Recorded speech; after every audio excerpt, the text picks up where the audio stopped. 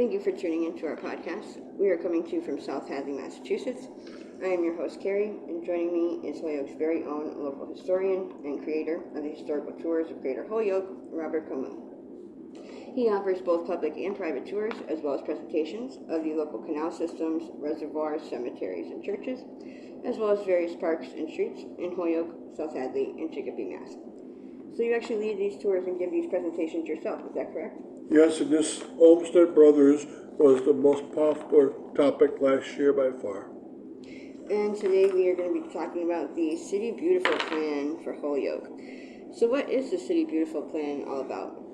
The mayor of Holyoke in 1906 asked the Olmsted Brothers of Massachusetts to draw up a plan where they could analyze the highlights and the positives of Holyoke at that point and expand upon them and make it such that Holyoke could become more beautiful. Remember, it's a city on the edge of a mountain range. It's a city with a major river going through it, and it's also a city with a canal going through it. It has lots of parks. So this is 1906 we're talking about. So the Olmsted Brothers came up with a plan, and we'll talk about that today.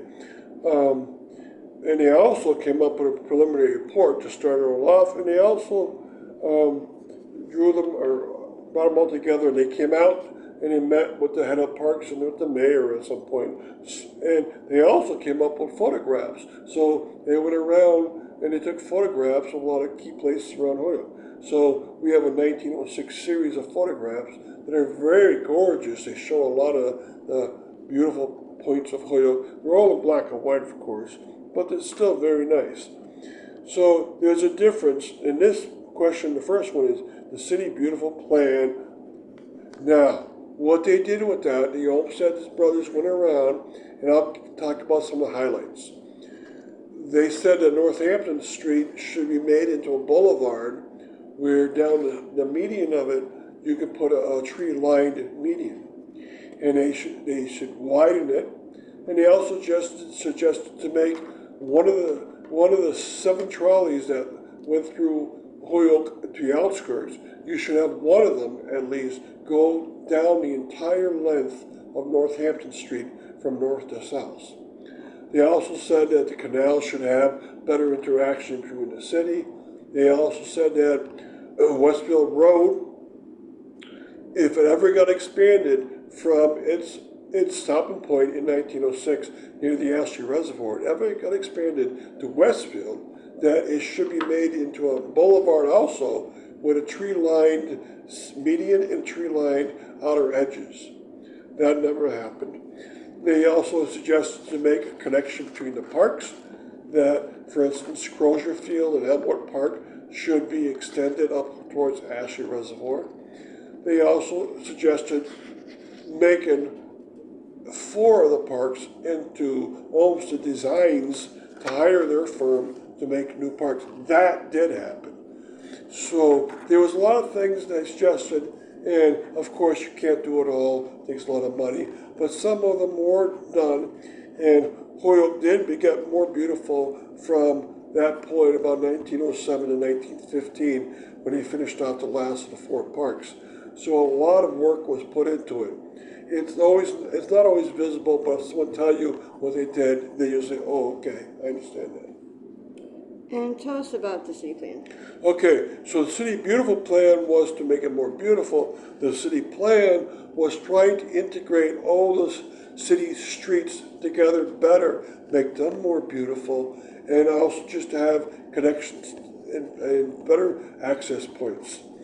And for instance, they wanted to connect the gridded streets together better with some of the outskirt streets, which did happen.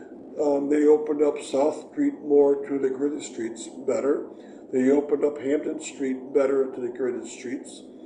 And so some of what they did happened. Also, they suggested making the canal more accessible for people. And for a while it was. They made a lot of greenery along these canals. Wherever they could, they put green space. And they also suggested making connections between some of the created streets into the parks, and that was also done. So they made the connection between Prospect Park, Veterans Park, and Springdale Park a lot better, so people could use those a lot more. So both plans, I would say about half of the inventory that they gave was done, whether it was the City Beautiful or the city plan itself. And quickly, before we continue with the rest of our interview, just to fill our listeners in, if you want to find out more information or sign up for any of his various tours, you can check out his website at holyokecanaltour.org.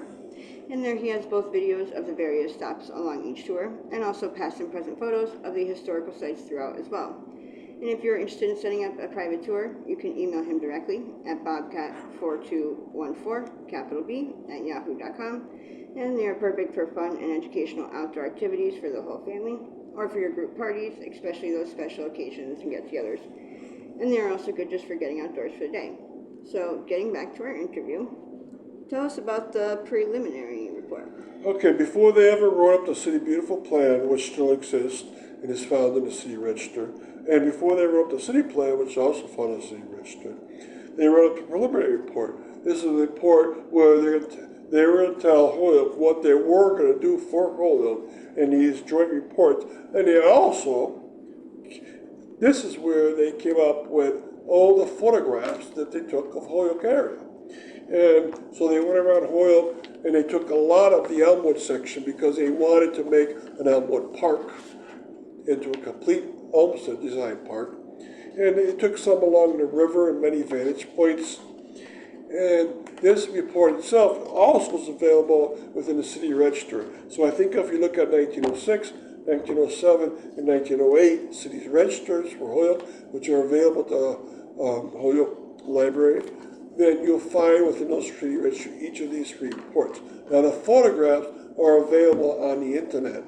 I think under the Olmsted Brothers reports, which are available on the internet, you can find a Holyoke section of photographs. And if you go through them, you can see all these quaint looking pictures. For instance, Elmwood looked drastically different from what it does even 10 years after this report, because they got a wholesale change of a park put in. And what are the effects of these three reports? Okay, so what was done basically was Holyoke City Council and the mayor did agree to a lot of them. Jones Point Park was transformed into Olmsted Park. Springdale Park was transformed into Olmsted Park. Pulaski Park, or what used to be called Prospect Park, was transformed into Olmsted Design Park. And Elmwood Park, which just barely existed, has 3 dingles and a brook, was designed as a very large Olmsted Park. Other features were the connections between some of the streets and the parks was put in. Anything that had to do, though, with the western half of Holyoke, anything from Northampton Street to the west, was not done. The boulevards were not put in. Right? So it's great to see some of the things that were done, and it's also a very hopeful tone of what could still be done, because Holyoke hasn't changed its street structure since that point. And these ideas could still be put out there. Should we have a connection from the canals into the parks? I think we should. I think we should extend the canal walkways of the first level canal into Pulaski Park right up to its first outlook, which is where the gatehouse of the canal is. That's one thing. I think that also we can improve all the parks to make them all look much better, and that's being done too. Even parks that did not exist in 1906 have now exist, and I'm saying Community Field and Anniversary Field. Those are being fixed up, and those can be included in a beautiful City Beautiful plan that we might have. We can get a 100-year update on this plan, for instance, and see what could be done, what has been done, and what the next 100 years should be like. Thank you very much. So thank you, Robert, for educating us on your tours, and we want to thank our listeners again for tuning in. And you can tune into a large selection of our other podcasts and much more at his website. And again, that's holyokecanaltour.org.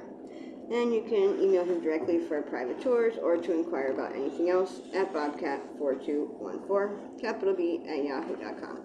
And be sure to keep an eye out for his upcoming 2024 season tour and more as they become available. Thank you for tuning in.